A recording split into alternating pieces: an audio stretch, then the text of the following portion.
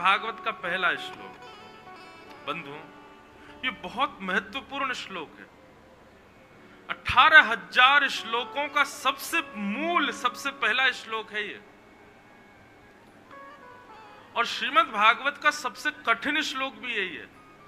हमारे संस्कृतज्ञ कहते हैं विद्यावताम भागवते परीक्षा। यदि कोई व्यक्ति बोले कि मैं विद्वान हूं, उसके सामने भागवत जी खोल दीजिए, उसकी सारी विद्वत्ता पता चल जाएगी कितना विद्वान। भागवत का श्लोकों का अर्थ करना सामान्य बात नहीं है। ये भगवत कृपा, गुरु कृपा होती है तभी कर सकते हो आप। तो श्रीमद् भागवत का प्रथम श्लोक बहुत कठिन है। कठिन बोलने में कठिन नहीं है, अर्थ बहुत कठिन है इसका, समझाना और समझना दोनों। लेकिन हम प्रयास करेंगे कि आप लोग समझो, भाव से श्रवण करो। सब लोग चित्त में शंख चक्र गदा पद्मधारी श्रीमन नारायण भगवान का स्मरण करो और आओ भागवत जी में प्रवेश करते हैं। जन्माद्यस्य यतोऽन्वयादितरतः चार्थे स्वविज्ञस्वराट् तेने ब्रह्म हृदय आदिकवये मुह्यन्ति यत्सूरयः तेजो वारिमृदां यथा विनिमयो यत्र त्रिसर्गो मृषा धाम्ना स्वेन सदा निरस्तकुहकं सत्यं परम धीमहि। भागवत का प्रथम श्लोक बहुत ध्यान से सुनिए।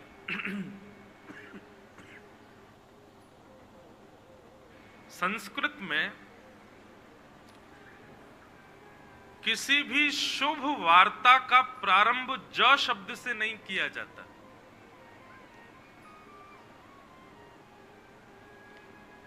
क्यों? क्योंकि ज शब्द को दग्धाक्षर माना गया है। दग्धाक्षर मतलब व्यक्ति जब हृदय से बहुत दुखी होता है, द्रवित होता है, नेत्रों में आंसू होते हैं, व्यथित होता है, तब संस्कृतज्ञ ज शब्द का उच्चारण करता है अपने श्लोक में। बहुत ध्यान से सुनिएगा, बहुत अच्छा भाव शुरू हुआ है। पर श्रीमद् भागवत का प्रारंभ किस शब्द से हुआ? जन्माद्यस्य, ज शब्द से ही हुआ। इसका मतलब क्या है? भागवत के रचयिता श्री वेदव्यास जी महाराज, वो दग्धाक्ष, उनका हृदय दग्ध है, संदग्ध है, पीड़ित हैं वे। और किस लिए पीड़ित हैं? कलयुग में मेरे और आप सबके कल्याण के विचार से पीड़ित हैं कि इनका कल्याण कैसे होगा, ये लोग भगवत मार्ग के अनुगामी कैसे बनेंगे, इनको ठाकुर जी की प्राप्ति कैसे होगी, इस बात से पीड़ित हैं। श्रीमद् भागवत में गोपी गीत आता है, गोपियों ने गोपी गीत गाया। प्रारंभ कैसे हुआ? जयते तेधिकम, वहां पर भी ज शब्द है।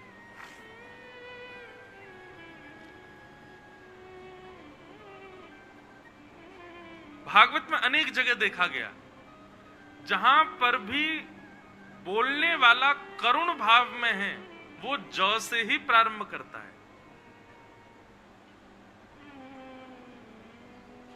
हम लोग भी जब वृंदावन जाते हैं तो जय जय श्री राधे ज ही बोलते हैं। हम सब भी करुण हृदय से, हम सब भी पीड़ित हृदय में।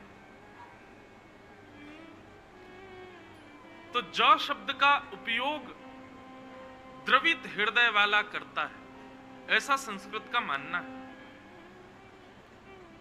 वेदव्यास जी ने जन्म शब्द से भागवत का प्रारंभ किया। अच्छा एक बात कहें, हम आप सब लोगों का प्रारंभ भी ज से ही है, जन्म से ही है। हम सबका भी जन्म ही हुआ है। इसका मतलब क्या है? ये संपूर्ण जीवन रोने के लिए ही है भैया। हंसोगे तो कभी कभी। संदग्ध जीवन है। जन्म लेना कोई अच्छी बात नहीं होता। हाँ, वो बात अलग है, परिवार के लोग आनंद मनाते हैं, खुशी मनाते हैं, उत्सव मनाते हैं, पर जन्म होना ये कोई अच्छी बात नहीं है। आपका जन्म हुआ, मेरा जन्म हुआ, इसका मतलब अभी हमारे प्रारब्ध बचे हैं, अभी हमारे पुण्य पाप बचे हैं, इसीलिए हम आए हैं दुनिया में। निवृत्त हो गए होते तो जन्म ही नहीं होता, निकल गए होते यहां से। तो जन्म शब्द से भागवत का प्रारंभ है। हमारा प्रारंभ भी जन्म शब्द से होता है, परंतु हमारा अंत कहां होता है? मृत्यु। पर भागवत जी का विश्राम कहां है? 18,000वां श्लोक, उसका अंतिम शब्द क्या है? तो नाम संकीर्तनम यस्य सर्व पाप प्रणाशनो प्रणामो दुख समनस्तम नमामि हरिम परम।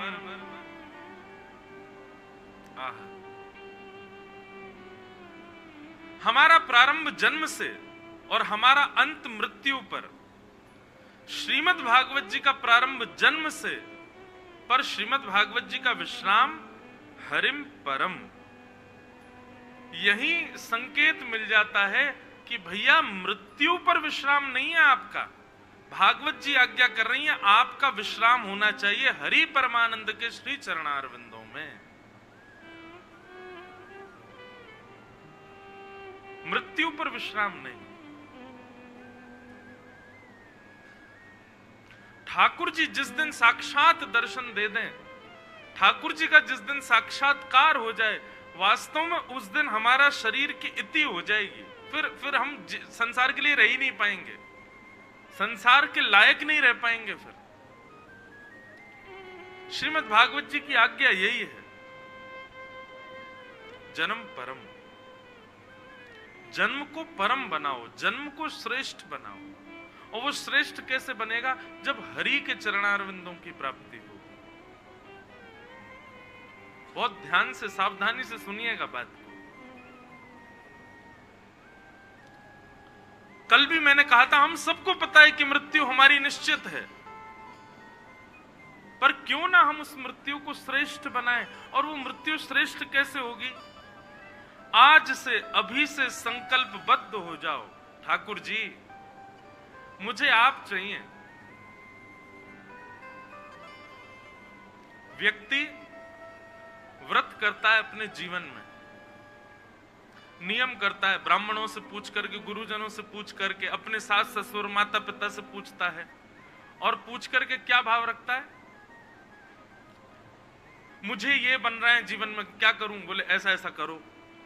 मुझे बहुत धन कमाना है, उसके लिए क्या करूं? लक्ष्मी जी की ऐसे आराधना करो। श्रेष्ठ पति प्राप्त हो, सोमवार के व्रत करो। अच्छी पत्नी मिले, उसके लिए ऐसा ऐसा दान करो। बच्चों की बुद्धि सुधर जाए, उसके लिए ये करो। हम हर चीज के लिए प्रयास करते हैं, पर कभी हमने ये नहीं देखा कि हमने कभी इसके लिए कोई अनुष्ठान किया या इसके लिए कोई व्रत किया कि हमें ठाकुर जी मिल जाए। कभी करते हैं?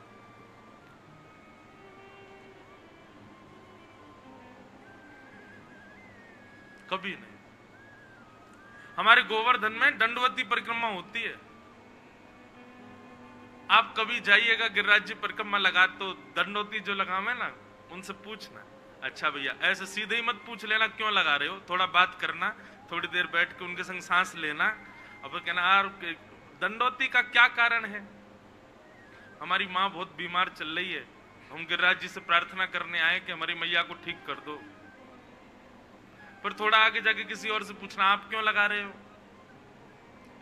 बोले मेरा काम रुका पड़ा है, मैं गिरिराज बाबा से कह रहा हूं मेरा काम बनवा दो, तो फिर मैं दूध की धार लगाऊंगा। हम सब लोग सारे व्रत, सारे नियम, सारे परिक्रमा, सारे अनुष्ठान केवल और केवल सांसारिक भोग वस्तु की प्राप्ति के लिए ही करते हैं। कभी भी कोई व्रत, कभी भी कोई नियम, कभी भी कोई परिक्रमा, कभी भी कोई अनुष्ठान, उसमें यह संकल्प नहीं होता कि हमको लक्ष्मी नारायण भगवान का प्रत्यक्ष दर्शन हो जाए। कभी नहीं। और कोई कामना नहीं भी होगी ना, तो भी यह कामना होगी कि हमारे पुण्य बढ़ जाए। ठाकुर जी फिर भी नहीं होते। भैया पुण्य कमाने से और ये दुनिया भर के सांसारिक भावों को पूछने से एक और बात कहें, ठाकुर जी को बताना कि आपकी पीड़ा क्या है, ये इस बात का प्रमाण है कि आप मानते नहीं हो कि वो सर्वांतर्यामी है। अरे वो अंतर्यामी, उनको क्या बताना अपनी पीड़ा। ठाकुर जी को अपनी पीड़ा बताने का मतलब है आप उनकी अंतर्यामिता को चैलेंज कर रहे हो। ठाकुर जी को सब पता है। हमें क्या जरूरत है कि अपने व्रत नियम अनुष्ठानों से हम उनको और पता लगवाएं कि भाई ये कष्ट है, आप ठीक करो। आज के बाद बंधु हमारी एक बात मान लेना इस कथा से, आप अब जो कुछ भी करो जीवन में, चाहे कोई धर्म अनुष्ठान हो, कोई व्रत हो, कोई परिक्रमा हो, कोई कुछ भी हो, हर क्रिया के पीछे, भले ही आपके घर में कोई बीमार चल रहा है, कोई कुछ खराबी चल रही है, धन की तंगी चल रही है, कुछ मत कहिए ठाकुर जी से। आप हर अनुष्ठान व्रत नियम के पीछे एक ही संकल्प लीजिए कि हमें अपने प्राण त्यागने से पहले ठाकुर जी का साक्षात दर्शन करना है। बस हे लक्ष्मी नारायण भगवान, आप हमको प्रत्यक्ष दिख जाओ और हमें कुछ नहीं चाहिए।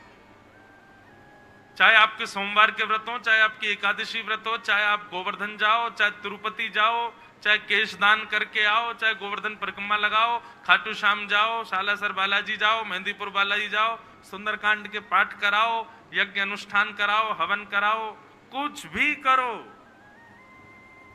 1 वर्ष का नियम ले लीजिए, आप ठाकुर जी से संसार की कोई भी वस्तु नहीं मांगेंगे, चाहे कितनी भी पीड़ा आ जाए, आप ठाकुर जी को ही मांगेंगे। आप 31 दिसंबर से पहले ही देख लेना, ठाकुर जी कोई ना कोई अनुग्रह तो निश्चित करेंगे, कोई ना कोई अनुग्रह। अरे आप, सामान्य सी बात है, आप कहते हो कि महाराज जी हम आपसे प्रेम करते हैं। मैंने कहा अच्छा भैया, बहुत बढ़िया बात, लेकिन आप जब फोन करते हो तब यूं ही कहते हो अकाउंट में 20,000 डलवा दो, महाराज जी मेरी गाड़ी खराब हो गई, अपनी गाड़ी भेज दो, महाराज जी ऐसा हो गया, जे करवा दो। मैंने यार तुम कहते हो प्रेम, हाँ प्रेम तो हम बहुत करते हैं, देखो रोज फोन करते हैं आपको, लेकिन फोन करके परेशान ही करते हो। ठाकुर जी को हम रोज फोन कर रहे हैं, लेकिन हर दिन फोन करके परेशान कर देते हैं। ठाकुर जी सुख संपत्ति घर आवे, कष्ट मिटे तन का, ओम जय जगदीश हरे। सारे अपने कष्ट, सारे अपने दुख दारिद्र सुना देते हैं हम ठाकुर जी को। नहीं, आप लोग कभी भी, अभी आप लोगों के तो पास ही है, ज्यादा दूर नहीं है। हम तो पहले, मेरा विचार था कि मैं 1 तारीख को पहले तिरुपति जाऊंगा, दर्शन करके फिर तांदूर आऊंगा, लेकिन हम कथा वृंदावन में थी इसलिए नहीं जा पाए। पर हमारी तरफ से आप लोग जब जाओ तिरुपति, अब की बार तिरुपति बालाजी का दर्शन करो ना, तो एक काम जरूर करना, जैसे ही तिरुपति बालाजी दिखें, उनको देखते ही पूछना आप कैसे हो, आप कैसे हो नाथ। 24 घंटे आप खड़े रहते हो, द्वार खुले रहते हैं, इतने लाखों लोग आपका दर्शन करते हैं। मुझे नहीं लगता कि 1 लाख की भीड़ भी कोई ये पूछता होगा कि बालाजी आप कैसे हो, कोई नहीं पूछता। सब अपनी बताने जाते हैं, पूछने कोई नहीं जाता। सब अपनी सुनाने जाते हैं ठाकुर जी को। बंधुओं, जब हमसे कोई पूछ लेता है ना आप कैसे हो, कभी कभी नेत्रों में आंसू आ जाते हैं कि अरे बता इसने पूछ क्यों लिया यार, हम कैसे हैं, हम कितनी भागदौड़, कितनी मेहनत में, कितने परेशान, सोने की कोई सुध नहीं, इधर से उधर भागते रहते हैं, कोई पूछ ले आप कैसे हो, बहुत अच्छा लगता है। हमारा नियम है, मैं कहीं भी जाऊं, अभी द्वारिका जाऊंगा 11 को, जगन्नाथपुरी जाएं, तिरुपति जाएं, हमारे वृंदावन में राधा रमन, राधा वल्लभ बिहारी जी, मैं कुछ नहीं करता, कोने में खड़े होकर ठाकुर जी को देखता हूं, पूछता हूं ठाकुर जी थक गए होंगे आप, सुबह से खड़े हो, इतने लाखों लोग दर्शन कर रहे हैं, कोई माला पहना रहा है, कोई लड्डू का भोग लगा रहा है, कोई पेड़ा खवा रहा है, ठाकुर जी शुगर हो जाएगी, इतना मीठा मत खाया करो। हम ऐसी चर्चा करते हैं जैसे कोई एक सामान्य व्यक्ति से करे, और निश्चित मानिए इसी से भक्ति बढ़ेगी। आप ठाकुर जी से चर्चा तो करो, पूछो तो सही, सुध तो लो उनकी। हमारे मन में ये विश्वास होता है जगत नियंता जगदाधार, इनसे क्या पूछना, इनको सब सुख है। नहीं, पूछो। इसलिए भैया आज से अपने सारे व्रत नियम अनुष्ठान पूजा नाम जप आदि सब में फल केवल एक हो, हमें ठाकुर जी चाहिए। और हम कह रहे हैं जीवन भर नहीं, केवल 31 दिसंबर तक आप कर लीजिए। इसी वर्ष में ही ठाकुर जी कोई ना कोई अनुग्रह करेंगे। तो ये फिर भागवत कथा सुनना आपका सिद्ध हो जाएगा, क्योंकि भागवत का प्रारंभ जन्म से और अंतिम अंत होता है हरिम परम। हमारा भी अंत वही होना चाहिए, हरिम परम, हरि के चरणों में हमारा अंत। श्रीमद् भागवत का ये प्रथम श्लोक, इसके अनेक अर्थ हैं। एक अर्थ में संपूर्ण कृष्ण लीला है, तो हम पूरी कृष्ण लीला सुनाते हैं आपको। तो जन्माद्यस्य यतोऽन्वयादितरतः, जो ठाकुर जी जन्म लेते ही अपने माता पिता यानी कि वसुदेव और देवकी को कारागृह में छोड़ करके अन्वयात इतरतः कहीं और चले गए। कहां चले गए? बोले गोकुल इतरतः, गोकुल चले गए। और गोकुल में जाकर के यशोदा मैया नंद बाबा के साथ सुखपूर्वक निवास करने लगे। वहां ठाकुर जी क्या करते हैं? बोले चार्थे स्वविज्ञ स्वराट, कंस के द्वारा भेजे गए राक्षस रूप बदल करके गए, पूतना सुंदरी बन करके गई, लेकिन ठाकुर जी कैसे हैं?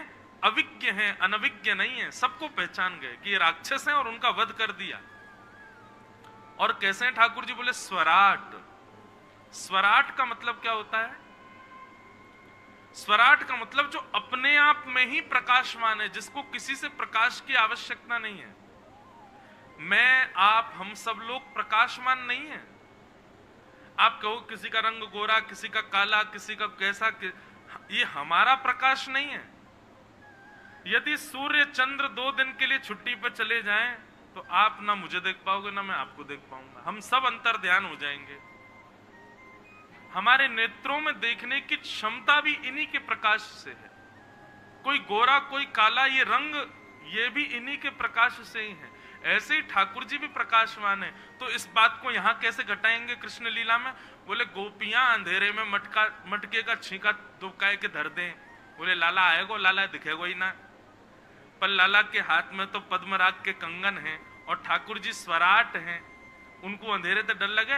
वो जैसे ही अंधेरे में जाए सो अंधेरे में वो प्रकाश है जाए, सोई ठाकुर जी दुबकी वही मटकी न ढूंढ ढूंढ के खा जाए। स्वराट। तेने ब्रह्म हृदय आदि कवये मुह्यन्ति यत् सूरय, जिन्होंने ब्रह्मा आदि देवताओं को भी अपनी लीला से आच्छादित कर लिया, अपनी ओर आकर्षित कर लिया।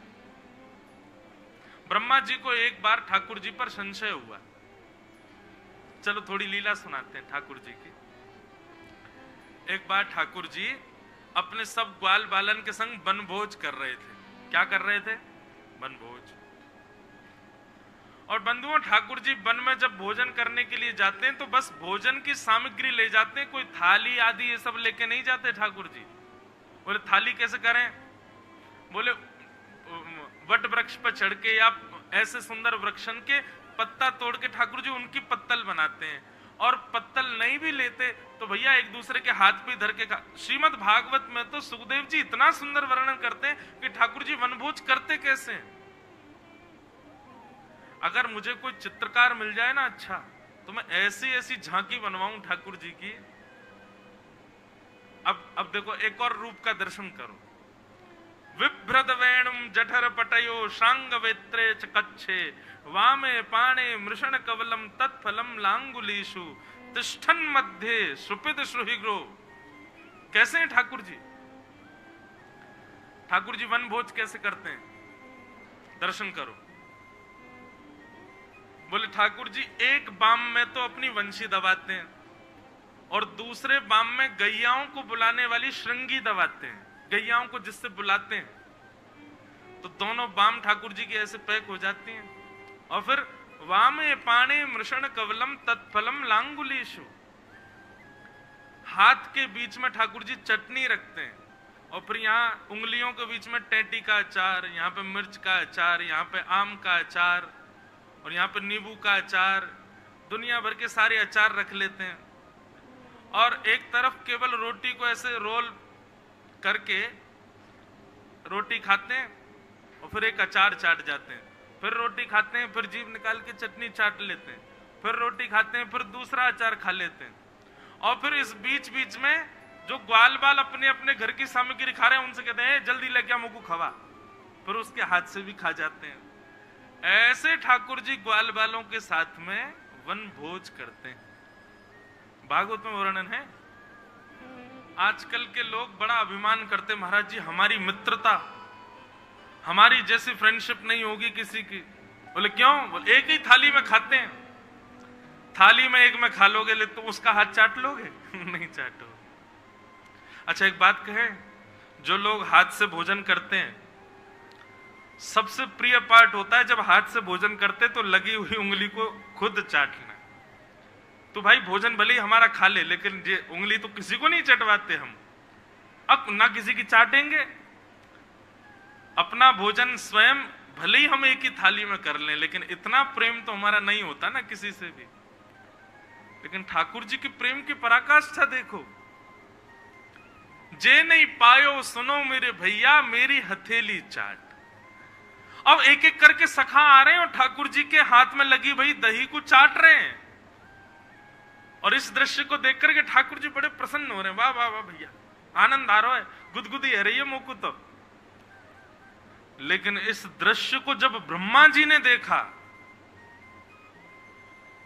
ब्रह्मा जी बोले ये भगवान नहीं है, ये ईश्वर हो ही नहीं सकता। जगत नियंता जगदाधार त्रिभुवन नायक, वो इतने पवित्र इतने शुद्ध रहते हैं, उनको हर चीज इतनी शुद्धता से अर्पित की जाती है। यहां ग्वाल बालों से अपना हाथ छटवा रहे हैं। ये भगवान नहीं है, ये कोई बहलू पिया है, केवल थोड़ी बहुत शक्ति इसके अंदर आ गई है, इसलिए हम सब देवताओं को पागल बना रहा है, भगवान होने का नाटक कर रहा हमारे आगे।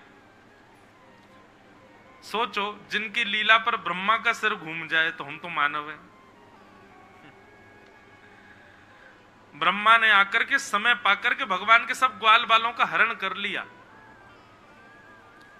ठाकुर जी यमुना में जल पी करके लौट के आए तो देखा सारे ग्वाल बालों का हरण हो गया। ठाकुर जी बोले ग्वाल बाल कहां चले गए? सबरे खूब ढूंढा, नहीं मिले तो नेत्र बंद करके जैसे ही देखा तो ब्रह्मलोक में बंदी बने हुए हैं सारे ग्वाल बाल। भगवान बोले क्यों? ये ब्रह्मा ने बंदी क्यों बनाया? ओ हमारी लीला पे संशय कर रहा है, इसको हमारी लीला से ये लगता है कि इतनी ओछी हरकत भगवान नहीं कर सकते। अरे ये ओछी हरकत नहीं है, ये प्रेम है, ये ब्रह्मा क्या जाने। हमारे वृंदावन में कहते हैं प्रेम को प्रमुख जेहि वृंदावन धाम, प्रेम ही ते पायो श्याम रसिया ने नाम, याय जाने कहां गवार। प्रेम की चर्चाओं को गवार नहीं समझ पाते। अच्छा गवार का मतलब क्या है? तो बहुत बुद्धि लगाते हैं ना, वो ऐसे लोग कभी प्रेम नहीं कर सकते। बहुत बुद्धि लगाने वाला व्यक्ति कभी प्रेम नहीं कर पाएगा। प्रेम तो वही कर सकता है जो भोला हो, जो सरल हो, जो सहज हो, जो बुद्धि ना लगाए। चतुर लोग प्यार करते हैं, प्रेम नहीं करते। प्रेम में चतुराई नहीं। और ये तो चतुरानन है, इनके तो 4 मुख हैं, इसलिए इनका नाम चतुरानन है। ब्रह्मा जी बहुत चतुर हैं। सोचो हम लोग इतने चतुर हैं तो हमको बनाने वाला ब्रह्मा कितना चतुर होगा। ठाकुर जी बोले अरे ब्रह्मा तुझे हमारा प्रेम ओछी हरकत दिख रहा है? रुक जा अभी बताते हैं। जितने ग्वाल बालों का ब्रह्मा जी ने हरण किया सब ठाकुर जी ने अपने अंदर से प्रकट कर लिया, और सारे ग्वाल बालों के संग फिर से ठाकुर जी नाचने गाने लगे, क्योंकि सब ग्वाल बाल ठाकुर जी बन गए। कुछ दिन बाद ब्रह्मा जी ने सोचा कि वो बहलूपिया कृष्ण क्या कर रहा है देखूं तो सही। नीचे आकर के देखा तो सारे ग्वाल बालों के संग वही लीला कर रहे हैं ठाकुर जी। ब्रह्मा जी बोले असंभव, ये नहीं हो सकता। एक जैसी दूसरी प्रकृति में ब्रह्मा भी नहीं बना सकता।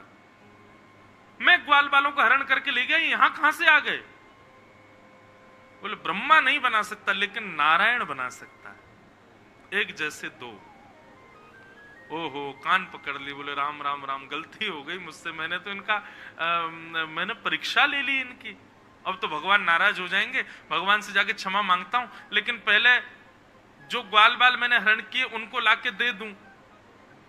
और ब्रह्मा जी वापस ब्रह्मलोक में गए ग्वाल बालों को लेने के लिए, लेकिन ब्रह्मा जी से पहले ठाकुर जी ब्रह्मलोक पहुंच गए और ठाकुर जी ने ब्रह्मा जी का रूप धारण कर लिया और ब्रह्मलोक में जाते समय द्वारपालों से कह दिया, सुनो आजकल बेलूपिया ब्रह्मा बहुत घूम रहे हैं, कोई और आए तो मार पीट के भगा देना उसको। और ठाकुर जी ब्रह्मा बन के भीतर चले गए।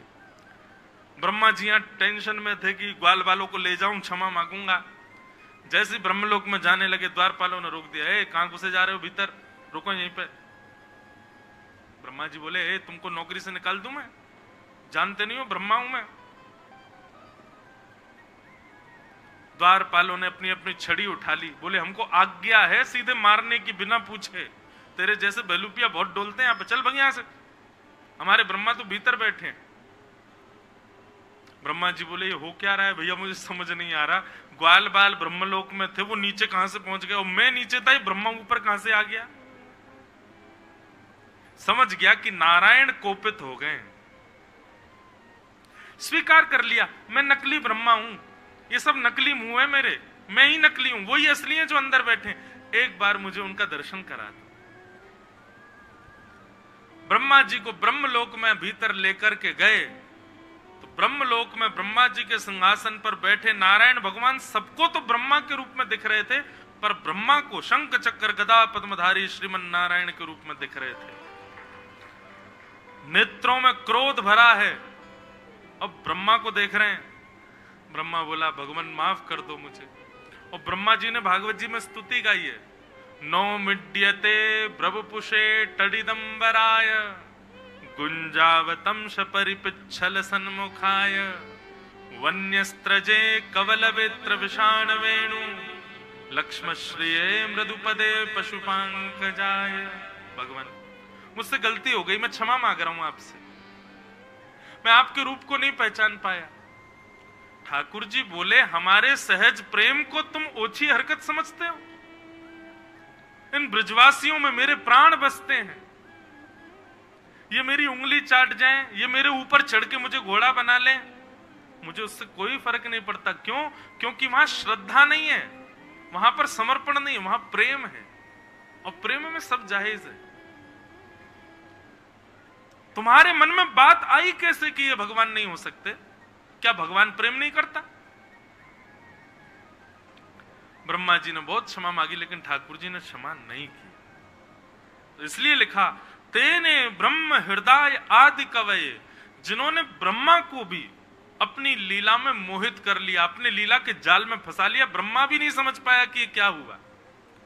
और मुह्यंती सूर्य, देवताओं के राजा इंद्र भी जिनकी लीला पर मोहित हो गए। जब 7 कोस लंबे चौड़े गिरिराज पर्वत को एक अन्य उंगली पर धारण किया, 7 दिन तक वर्षा करता रहा, इंद्र का भंडार खत्म हो गया, लेकिन ब्रजमंडल जिसको जल निमग्न करने की पूरी लीला थी, कुछ नहीं कर पाए।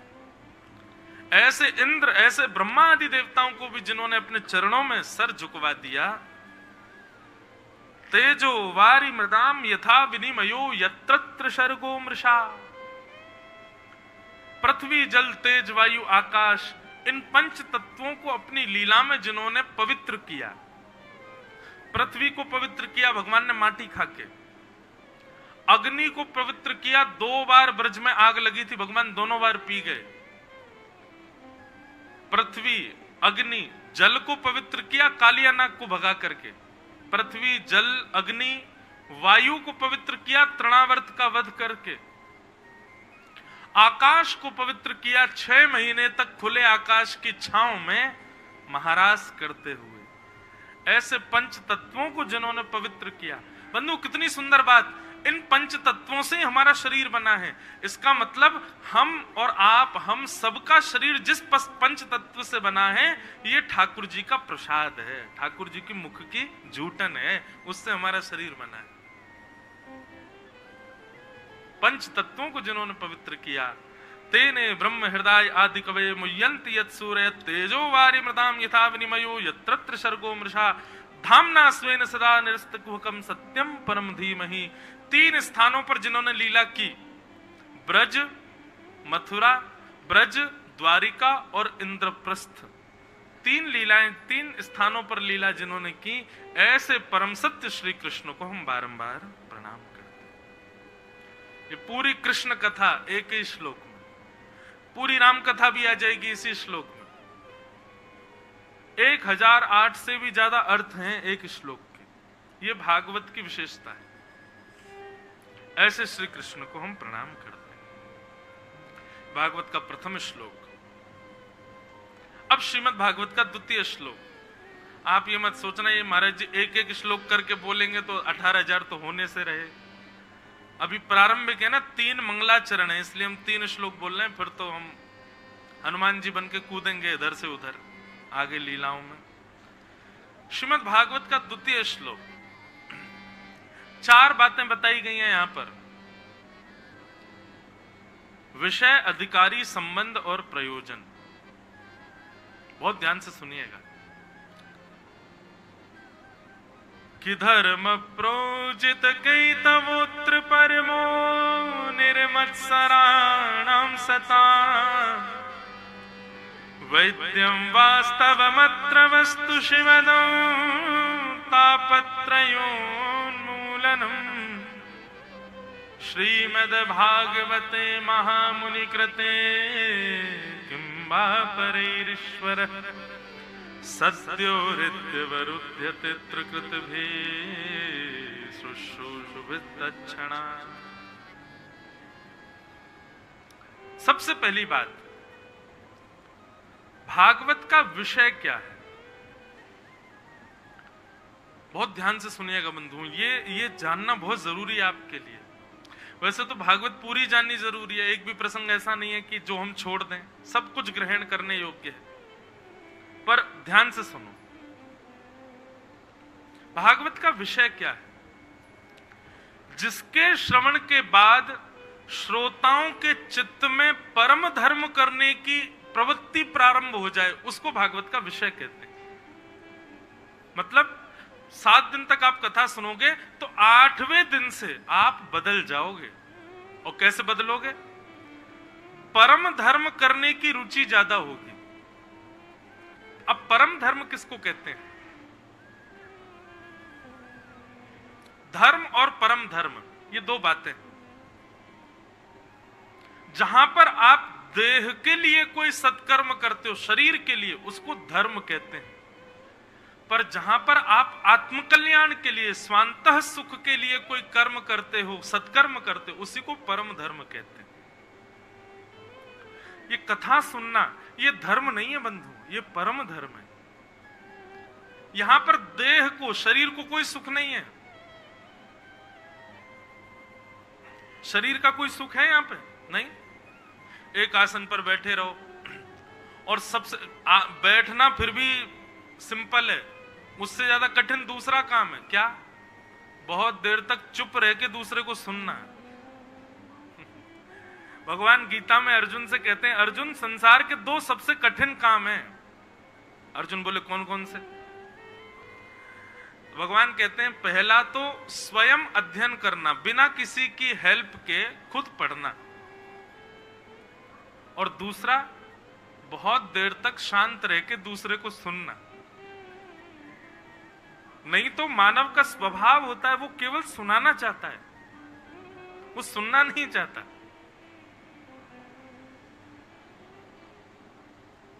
कल से कथा प्रारंभ हुई है। कल से आप चीज एक अनुभव कर रहे हो। इतने आप अपने पूर्व के 25, 26, 40, 50 साल में चुप नहीं रहे होंगे जितने 2 दिन से चुप बैठे हो।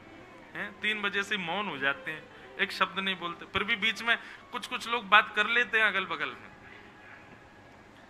लेकिन फिर भी मौन हो ना। 4 घंटे में जैसे 4-5 बात कर लोगे, इससे ज्यादा करोगे तो मैं टोक दूंगा, इसलिए कम बोल रहे हो। तो एक आसन पर बैठना उससे ज्यादा कठिन है कि आप इतनी देर सुन रहे हो। तो इसका मतलब क्या है, ये देह के सुख की बात नहीं है कि आप कथा सुन रहे हो। शरीर को अगर शरीर से पूछो तू क्या चाहता है, तो शरीर कहेगा कमरा में ले चलो, तकिया दे दो, एसी चला दो, झीनी सी एक बढ़िया रजाई दे दो, आहा थोड़ी सी हमको जो है क्या है कोई बढ़िया संगीत चला दो मध्य आवाज में, और चैन से सोने दो भैया यार, दोपहर का भोजन करके तो यूं ही इच्छा होती है। देह की यदि मानो तो भैया कथा में 4 से 5 लोग ही आएंगे, इससे ज्यादा भीड़ नहीं आएगी कथा में। आप सब लोग देह को जबरदस्ती बैठाते हो कथा में, लगे बैठना पड़ेगा तुझे। कई लोगों को आलस आता है, उबासी आती है, कई लोग बेचारे यूं होके सुनते हैं, कई लोग यूं होके सुनते हैं, कई लोग यूं बैठ के सुनते हैं। सुन तो रहे कम से कम। देह की स्थिति नहीं है कथा में बैठने की। इसका मतलब ये कथा सुनना ये धर्म नहीं है, ये परम धर्म है, क्योंकि आप देह से नहीं आत्मा से यहां बैठे हो। आपका चित्त आपको यहां बैठा रहा है। ऐसे चित्त जहां पर ले जाए, ऐसी क्रियाओं को करने की प्रवृत्ति बहुत बढ़ जाए तो समझना कथा आपने सुनी है। यही भागवत का विषय है। सीधी बात, श्रीमद् भागवत आपको कंफर्ट जोन से निकालती है,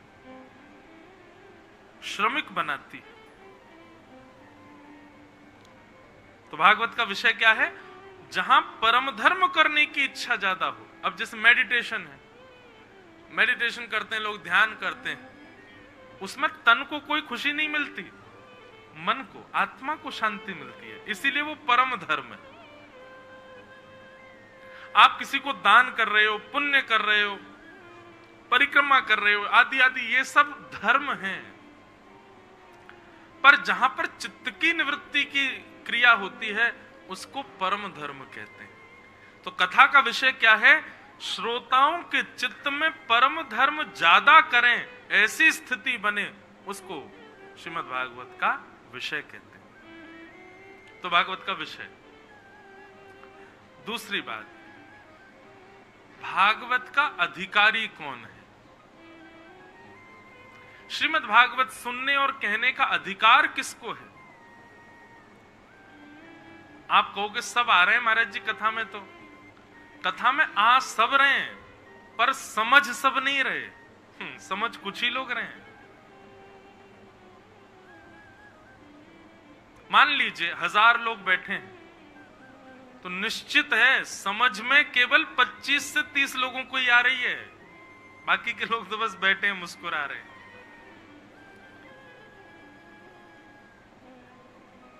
वास्तविक में भागवत का अधिकारी कौन है, बोले निर्मत्सराणाम सताम। और एक बात कहें, अगर हजारों को समझ आ रही है तो ये बहुत बड़ी कृपा है ठाकुर जी की। ये समझ लेना, फिर कथा पंडाल में स्वयं श्रीमन नारायण ही व्यवस्था प्रमुख बन के बैठे, इसीलिए सबको समझ आ रही है। नहीं तो कथा समझ में सबको नहीं आती। वास्तविक में अधिकारी कौन कथा का, बोले जिसके हृदय में मात्सर्य दोष नहीं है। मात्सर्य दोष आज की डेट में सबसे ज्यादा है और सबके अंदर है। मात्सर्य दोष का मतलब होता है दूसरे से ईर्ष्या, किसी के सुख से दुखी होना,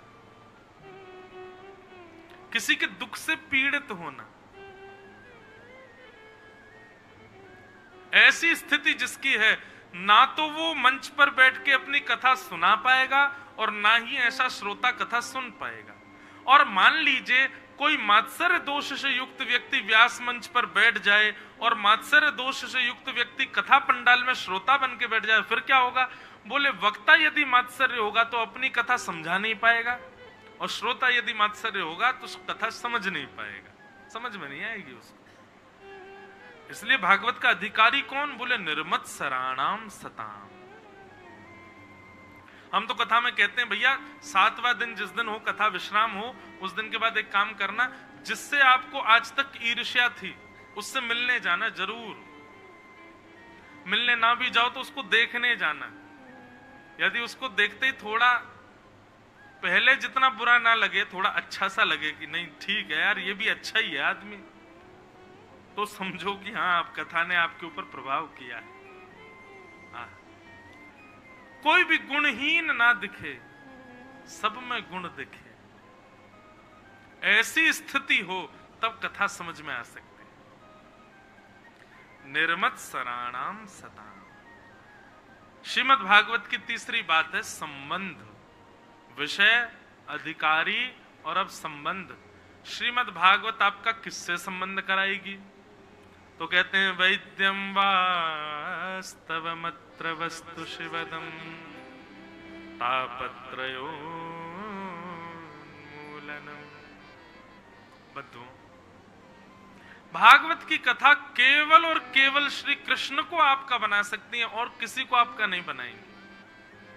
हम तो हाथ जोड़ के प्रार्थना करते हैं कि भागवत जी से और कुछ मांगना भी मत कभी, ठाकुर जी को ही मांगो, क्योंकि यही प्रदान कर सकती हैं, इसके अतिरिक्त और कुछ नहीं मिलेगा आपको। मीराबाई, उनके चरित्र में आता है कि श्री मीराबाई अपनी मां के साथ कथा सुनने जाती थी, कभी कभी सत्संग में जाती थी, कथाएं सुनती थी। भक्ति तो थोड़ी थोड़ी थी मन में, ठाकुर जी की सेवा भी करती थी, लेकिन ऐसी कोई निष्काम प्रेम भक्ति और प्रगाढ़ प्रेम भक्ति उनके हृदय में नहीं थी। एक दिन क्या हुआ, बोले एक ढोल नगाड़े बजते हुए घोड़ा पर बैठ करके एक दुल्हा और सब नाचते गाते हुए जा रहे थे। मीराबाई ने अपने भवन की अटारी पे से देखा और अपनी मां से पूछा, मां जी क्या हो रहा है? बोले बारात जा रही है। बोले बारात क्या होता है? बोले एक कन्या की जब उम्र हो जाती है तो उसका बींद, उसका पति घोड़ा पर बैठ करके और उसके ससुराल के सब नाचते गाते हुए आते हैं और ब्याह करके फिर कन्या को अपने संग ले जाते हैं। मीराबाई बोली मेरा भी होगा एक दिन ब्याह। बोले हाँ बेटा एक दिन तेरा भी होगा। तो बोले मेरा बींद कौन है, मेरा पति कौन है, मेरा किससे ब्याह होगा, मेरे लिए कौन आएगा घोड़ी पे बैठ के? अब छोटी सी मीराबाई मां ने कहा कि अरे पगली थोड़ी बड़ी तो हो जा, अभी समय है बहुत। मीराबाई बोली नहीं नहीं अभी बताओ, अभी बताओ, अभी बताओ, मेरा ब्याह कब होगा, मेरा बींद कब आएगा। रोने लगी महाराज। मां बोली अरे ऐसी जिद कर रही है। सोचा कि अब इससे कैसे छुटकारा पाऊं, तो बोली अरे देख वो रहे तेरे बींद। बोले कहां है? बोले वो सिंहासन पर बैठे जो हैं वही है तेरे बींद। मीराबाई बोली वो तो मेरे गिरधर गोपाल है। बोले वही तो तेरे बींद हैं, वही आएंगे घोड़ी पर बैठ करके, वही तुझसे ब्याह करेंगे। ऐसा कहकर के मीरा तो शांत हो गई, मां चली गई छुटकारा पाके, लेकिन मीरा के हृदय में एक भक्ति का प्रेम बीजारोपण हो गया। फिर तो मीराबाई बस प्रतीक्षा करती इसी भाव से, मेरे तो गिरधर गोपाल दूसरो न कोई, जाके सिर मोर मुकुट मेरो पति सोई। और जब मीराबाई का ब्याह पक्का हुआ तो मीराबाई ने अपनी मां से यही कहा, तो मुझसे झूठ क्यों बोला आपने बचपन में कि मेरे पति वो मैया आपने तो सहज में बचने के लिए मुझसे कह दिया, लेकिन आपको पता है मेरे हृदय में क्या हुआ? अब मैं किसी और को स्वीकार नहीं कर पाऊंगा, मेरे पति वे हैं और वे ही रहेंगे। ब्याह से ठीक एक दिन पहले रात्रि में मीराबाई रुदन करती हुई ठाकुर जी से कहती, हे ठाकुर जी मैंने आपको अपना पति रूप में मान लिया है, आपका वर्ण कर लिया है, आप आकर के मेरा स्वीकारीकरण करो नाथ। किरवानी और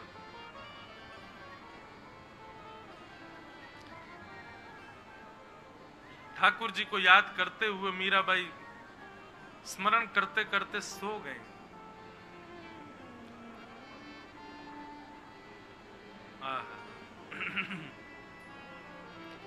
प्रातःकाल जब मां आई मीराबाई की, क्या देखा? अचेत अवस्था में मीराबाई अपने बिस्तर पर पड़ी हैं।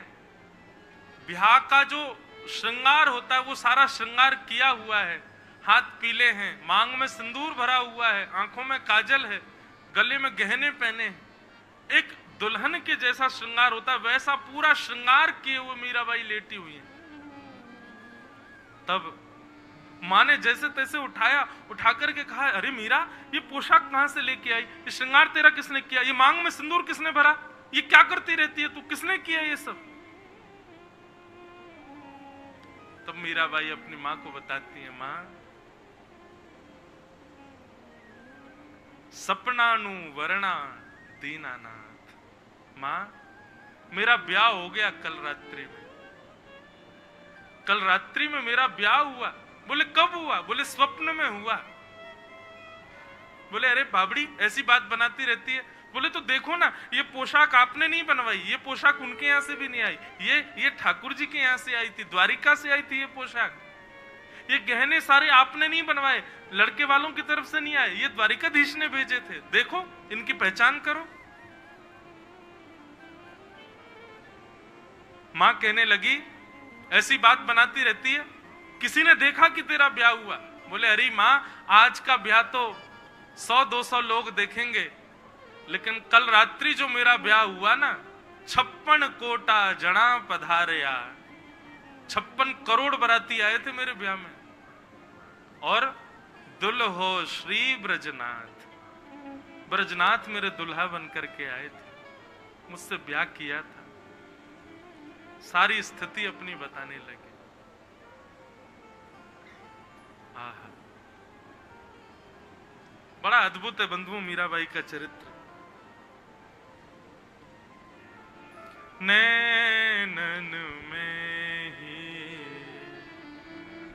राखूं पिया तुझे, तुमरी एक रों की छवि पर जगत वार सब लाखों नैनन में ही राखूं पिया। तो श्रीमद् भागवत केवल कृष्ण को आपका कर सकती हैं, इससे अतिरिक्त कोई और कामना मत रखिएगा भागवत जी से। कई लोग अपनी गृह शांति के लिए कथा कराते हैं, कई लोग जो पॉलिटिशियन होते हैं वो इलेक्शन के लिए कथा कराते हैं, कई लोग अपने पितरों की मुक्ति के लिए कथा कराते हैं, कई लोग अपने व्यापार की वृद्धि के लिए कथा कराते हैं। हम उनसे जब वो कथा कराते हैं तब तो नहीं कह सकता मैं उन लोगों से कि आप मत कराओ, पर व्यास मंच से मैं सबको कह दूं, इन सब कारणों से यदि आप कथा करा रहे हो तो आप समय व्यर्थ कर रहे हो, धन को भी व्यर्थ कर रहे हो। श्रीमद् भागवत की कथा यश के लिए, नाम के लिए, प्रतिष्ठा के लिए, पुत्रों के लिए आदि आदि ठीक है अपने स्थान पर मुख्य उद्देश्य तो कृष्ण प्राप्ति करम शाश्वत, कृष्ण की प्राप्ति के लिए करानी चाहिए। श्रीमद् भागवत वही करा सकती, इसके अतिरिक्त तो और कोई कामना मत रखिए कथा से। 7 दिन के अंदर अंदर, वर्ष बहुत होता है, जीवन बहुत होता है, परीक्षित को 7 दिन में ठाकुर जी मिल गए, हमको क्यों नहीं मिलते? क्योंकि हमारे उद्देश्य अलग हैं, हमारी इच्छाएं अलग हैं। उद्देश्य ठाकुर जी को रखो। तो विषय अधिकारी संबंध, और चौथी बात आती है प्रयोजन। कथा का प्रयोजन क्या है? बोले तापत्रयोन्मूलनम, 3 प्रकार के तापों का उन्मूलन कर देती। बंधु एक बात बहुत स्पष्टता से समझिएगा, आप भक्ति के पथ के अनुगामी बन जाते हैं, आप जब वैष्णव बन जाते हैं, आप जब आध्यात्मिक बन जाते हैं, तो ऐसा नहीं है कि आपके जीवन में कष्ट नहीं आते। आप तिरुपति जाना शुरू कर दो, वृंदावन आना शुरू कर दो, नित्य कथाएं सुनना शुरू कर दो, तिलक लगाना प्रारंभ कर दो, नाम जप मालाएं करना शुरू कर दो, तो आपके जीवन में कष्ट कम हो जाएंगे, ऐसा नहीं है। ये प्रारब्ध के कर्म। मैं एक बात कह दूं तो कोई अतिशयोक्ति नहीं, बल्कि कष्ट बढ़ और जाएंगे। जिस दिन से आप भक्ति के पथ के अनुगामी बनेंगे उस दिन से कष्ट बढ़ और जाएंगे। तो फिर आप कहेंगे महाराज जी तो फिर आध्यात्म है क्यों जब कष्ट ही नहीं कम होते? तो कष्ट कम नहीं होंगे। तो फिर क्या होता है? बोले आध्यात्मिक व्यक्ति को कष्ट का अनुभव नहीं होता। कष्ट तो आते हैं पर उसको पता नहीं चलता। सांसारिक व्यक्ति को हर कष्ट की अनुभूति होती है, हर कष्ट पता चलता है, हर कष्ट बुद्धि को लगता है। वो दिन रात टेंशन में बैठा रहेगा, चिंता में बैठा रहेगा, क्यों हो गया, क्या करूं, अब क्या करूं। लेकिन वही व्यक्ति जब आध्यात्मिक हो जाएगा ना, तो कष्ट तो आएगा, वो क्या करेगा? मुस्कुराएगा, कोई बात नहीं, इसको भी देख लेंगे, सहेंगे, ठाकुर जी सब मंगल करेंगे, लक्ष्मी नारायण भगवान सब कृपा करेंगे, कोई टेंशन की बात नहीं। कष्ट तो वैसे ही आएंगे जैसे आप सामान्य थे तब जैसे कष्ट थे, आध्यात्मिक होने के बाद भी वैसे ही आएंगे। पर आध्यात्मिक होने के बाद स्थिति क्या हो जाएगी? कष्ट का प्रभाव उतना आपके ऊपर नहीं होगा जितना पहला होता था। आप किसी का भी चरित्र उठा लीजिए, ध्रुव का चरित्र देख लें, प्रहलाद का चरित्र देख लें, मीराबाई, इनका चरित्र देख लो, आपके दक्षिण के कई पूज्य श्री हमारे भाष्यकार रामानुज स्वामी जी महाराज का, श्री यामुनाचार्य जी का चरित्र देख लो, श्री गोदाम्बा जी का चरित्र सुन लो। सबके जीवन में कष्ट आया पर आध्यात्मिक होने की वजह से कष्ट का अनुभव नहीं हुआ। इसलिए मैं आजकल कथा में कहने लगा हूं, कथा क्या है, आध्यात्म क्या है? एनेस्थीसिया का इंजेक्शन है। जैसे डॉक्टर ऑपरेशन तो करेगा, काटेगा, रक्त भी निकलेगा, लेकिन पीड़ा नहीं होगी। ठीक वैसे ही संसार में बंधुओं दुख तो आएंगे, लेकिन आध्यात्म का एनेस्थीसिया इंजेक्शन यदि लगा है, कष्ट तो आएगा लेकिन अनुभव नहीं होगा, उसकी अनुभूति नहीं होगी, सुन्न हो जाओगे आप, किसी भी प्रकार का कष्ट नहीं।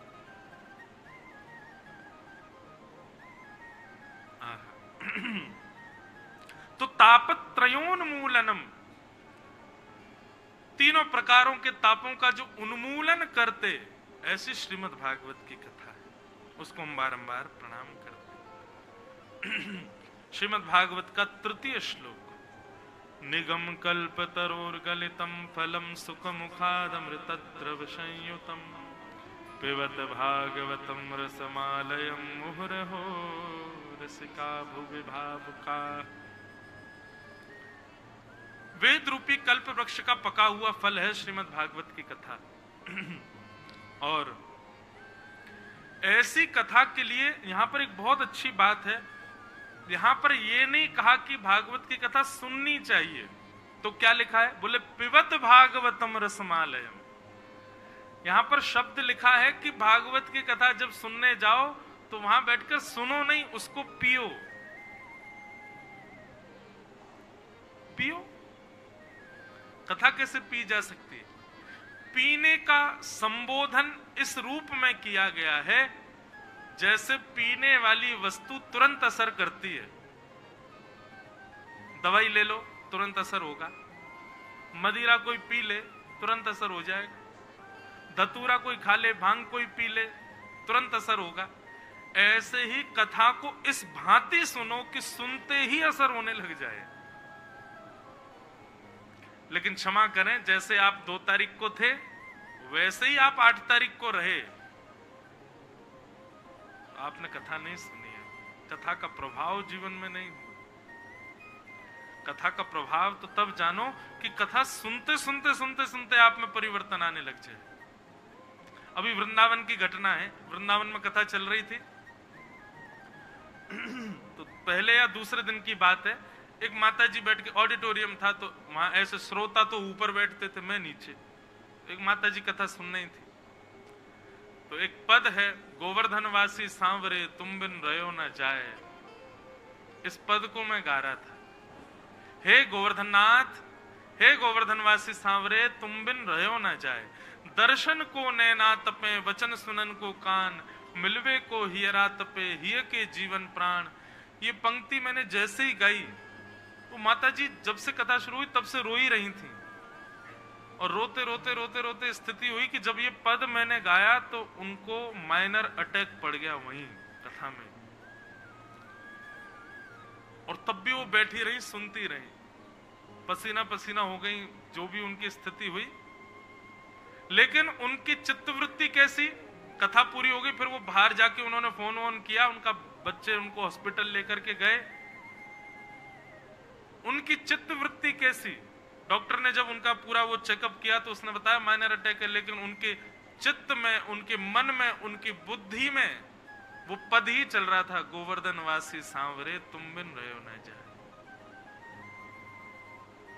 अब कहने को तो सांसारिक लोगों के रूप में तो वो अटैक है, लेकिन उसका असर नहीं हो रहा था, क्योंकि चित्त वृत्ति में ठाकुर जी बैठे थे।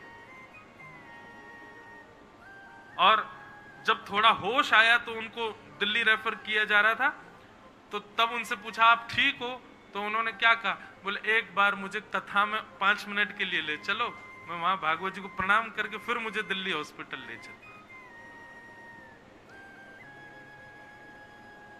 अब पढ़े लिखे लोग तो इसमें ये कहेंगे महाराज जी किसी को अटैक पड़ रहा है और आप उसमें कह रहे हो कि ऐसा असर होना चाहिए, ऐसा असर हो, ये नहीं कह रहा हूं मैं। पर पिबत भागवतम, जब भागवत को पियोगे तब स्थिति ऐसी हो जाएगी कि भयावह पीड़ा भी जीवन में आ रही होगी तो भी अनुभव नहीं होगा। कथा लगनी चाहिए, आपके व्यवहार में दिखनी चाहिए कि हाँ कथा सुन रहे हैं। हमने एक जगह कहीं कथा में ऐसा कहा कि भाई जीवन कब खत्म हो जाए कुछ पता नहीं है, कल का दिन भी अंतिम हो सकता है, कल की क्या बात करें, आज की रात भी अंतिम हो सकती है, आज की रात की क्या बात करें, अभी मैं कथा सुना रहा हूं, कितने बज रहे हैं, 5:15 हो रहे हैं, 7 बजे तक मैं कथा कह पाऊंगा इसकी भी गारंटी नहीं है। हर क्षण हमारी मृत्यु हो रही है, तो इसलिए भैया जीवन कभी भी अंत हो सकता है, हर क्षण ठाकुर जी को याद करो। तो एक बंबई के श्रोता, उन्होंने पता है बनाया, बोले महाराज जी हर क्षण याद करें, कुछ ना से कुछ करूं, उसके लिए उन्होंने क्या किया, 24 घंटे का अलार्म लगा लिया अपने फोन में, और हर घंटे में जब भी आधा, जैसे 1:30 बजे, फिर 2:30 बजे, फिर 3:30 बजे, फिर 4:30 बजे, 6:30 उनका अलार्म बजता है। और अलार्म क्या बजता है, राम राम राम राम राम राम। और जैसे ही अलार्म बजता है वो अपने सारे काम छोड़ करके नेत्र बंद करके बैठ जाते हैं और ठाकुर जी को याद करते हैं हर घंटे। और अब उनकी स्थिति ऐसी हो गई है कि रात में जब वो सोते हैं तो सिराने फोन रख के सोते हैं, और नींद में भी हर आधे घंटे में अलार्म बजता है, और नींद में भी उनको राम जी की झांकी दिखती है हर घंटे। उनको देख के कभी कभी तो मेरा मन हो जाता मैं इनको प्रणाम कर लूं, इतना याद तो हम नहीं करते ठाकुर जी, 24 घंटे याद करते हैं। इसको कहते हैं पिबत भागवतम, इन्होंने भागवत को पिया है। क्यों? उनके शरीर में, उनके व्यवहार में वो दिख रहा है।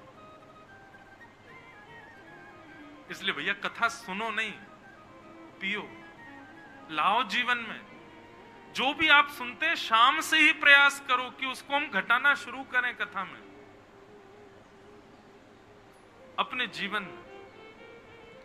ऐसे भागवत के 3 मंगलाचरण सुनाए। सौनकादि ऋषियों ने 6 प्रश्न किए, उन्हीं 6 प्रश्नों में अब 6 दिन की कथा चलेगी।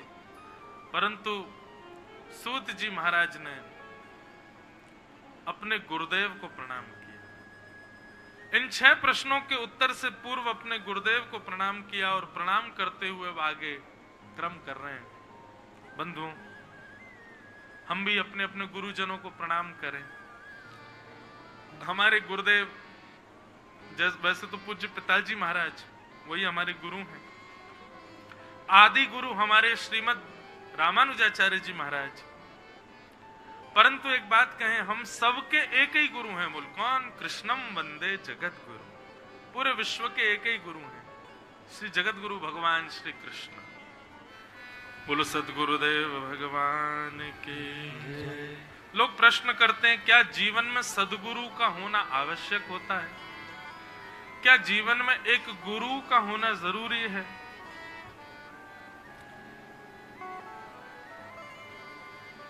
बहुत ध्यान से सुनना बंधु।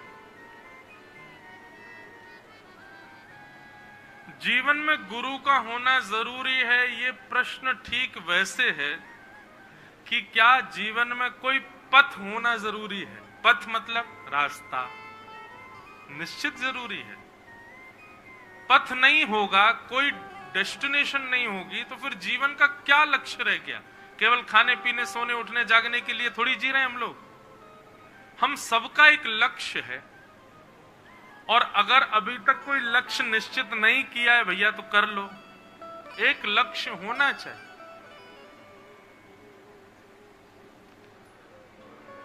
जैसे जीवन में लक्ष्य होना आवश्यक है, वैसे ही जीवन में एक गुरु का होना भी जरूरी है। पर गुरु का होना किस प्रकार जरूरी है, अब ये भी समझो। अब लोग सोचते हैं गुरु बना लो, बस कंठी पहन लो, उनसे गुरु मंत्र ले लो और तिलक विलक लगवा लो, हमारे राम संप्रदाय में शंख चक्र आदि पधरवा लो, उसके बाद हो गई गुरु दीक्षा। दीक्षा लेने से गुरु नहीं बनते, दिशा लेने से गुरु बनते। दिशा ग्रहण करो। असली दीक्षा दिशा है। इसलिए हमने नियम रखा है, लोग आते हैं आपसे गुरु दीक्षा लेने, मैंने की कथा सुन लो और कथा ध्यान पूर्वक सुनो, यही हमारी गुरु दीक्षा है। आप कथा सुनो और कथा को जीवन में उतारना प्रारंभ कर दो, ये हमारी गुरु दक्षिणा है। दिशा लो, क्योंकि कई बार क्या होता है, कई लोग दीक्षा ले लेते हैं लेकिन फिर गुरु के द्वारा बताए गए नियमों का, गुरु मंत्रों का, उनकी बातों का, कोई आज्ञा का पालन नहीं करते। इससे उस शिष्य का तो पद नष्ट होगा ही, गुरु को भी ऐसे शिष्य की वजह से अपने पद से च्युत होना पड़ेगा। इसलिए दिशा को गुरु मानो। गुरु सबसे पहली बात बंधुओं, कोई शरीर नहीं होता है, गुरु कोई व्यक्ति विशेष नहीं है, गुरु वाणी होता है। उसकी वाणी, उसके द्वारा प्रदत्त मार्ग, वो हमारा जीवन कल्याण करे, वही गुरु है, वही गुरु है जीवन। भक्तमाल जी में कथा आती है, एक पीपा जी महाराज थे, राजा पीपा।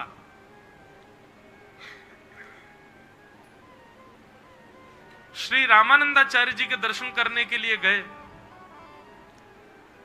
तो द्वारपालों को जाकर के, सेवकों को जाकर के बताया, बोले महाराज जी से जाके कह दीजिए राजा पीपा आया है दर्शन करने के लिए, महाराज पीपा आए हैं। सेवकों ने भीतर जाकर के कहा, बोले महाराज द्वार पर महाराज पीपा आए हैं आपके दर्शन करने के लिए। रामानंदाचार्य जी बोले मना कर दो, नहीं मिलेंगे हम। द्वारपालों ने आकर के मना कर दिया तो वो बोले कोई गलती हो गई लगती है हमसे। तो बोले तुमने ज्यादा अपने नाम के आगे महाराज वाराज लगा लिया इसलिए नहीं मिल रहे। बोले अच्छा ये कह दो द्वार पर राजा पीपा आया है, महाराज नहीं राजा। अंदर जाकर के कहा, बोले महाराज द्वार पर राजा पीपा आया है। रामानंदाचार्य जी बोले मना कर दो, बिल्कुल नहीं मिलेंगे। तीसरी बार आकर के जब मना किया तो फिर उन्होंने कहा सुनिए आप कह दीजिए पीपा आया है, ना राजा ना महाराजा, बस इतना कह दो पीपा आया है। भीतर जाकर के जब कहा, बोले महाराज द्वार पर पीपा आया है। तो रामानंदाचार्य जी बोले ये बहुत देर हो गई इनको आए हुए, कभी राजा कभी महाराजा, अब कह रहे पीपा आया है। इनसे कह दो इनको ज्यादा ही हमारे दर्शन की इच्छा है तो पहले हमारी आज्ञा माने। क्या आज्ञा है? बोले बाहर एक कुआं है उसमें कूद जाएं ये। द्वारपालों ने जाकर के कहा, बोले महाराज जी ने आज्ञा करी है, वो सामने जो कुआं है उसमें जाकर कूद जाओ, तुमको दर्शन की अभिलाषा, पहले आज्ञा का पालन करो। महाराज सुनते ही पीपा जी दौड़े। ऐसा भी नहीं कि चल के जा रहे हो फिर बार बार पूछ रहे हो सही में कूदना है क्या, नहीं, जैसे ही आज्ञा हुई कि महाराज जी ने आज्ञा की कुआं में कूद जाओ, तो ऐसे भी नहीं धीरे चल के दौड़े हैं कुएं की तरफ। और जैसे ही कूदने वाले थे इतने में ही श्रीमद रामानंदाचार्य जी महाराज वहीं प्रकट हो गए, रोक लिया। बोले अब बैठो। बोले महाराज आपने ऐसा क्यों किया? बोले देख रहे थे तुम हमारी आज्ञा का कितना पालन करते। तो भैया गुरुजन हैं, इनको केवल गली गली में गुरु फिरे, हमसे दीक्षा लियो, स्वर्ग जाए चाहे नरक में हमें बस लिफाफा दो, ऐसे गुरु नहीं होने चाहिए। लिफाफा वाले गुरु नहीं, गुरु ऐसे हों जीवन में जो दृष्टि बदले, स्थिति बदले। कई बार हम तो इतनी जगह जाते हैं, कई लोग उनसे पूछते हैं आपके गुरुजन कौन, नाम बताते हैं वो हमारे गुरुजन, 3-4 दिन में पता चल जाता, कथाएं होती हैं और आपस में विवाद चल रहे हैं घरों में। तो मुझे लगता है कि यहां पर गुरु की कमी नहीं है, इसके शिष्यत्व में कमी है। यदि वास्तव में शिष्यत्व अच्छे से निभाया होता तो इतना विवाद परिवार में नहीं होता। गुरु के वचन अटल कर मानो, साधु समागम कीजे, मन रे कृष्ण नाम कह लीजे, श्री सूरदास जी कहते हैं। गुरुर आज्ञा गरी ऐसे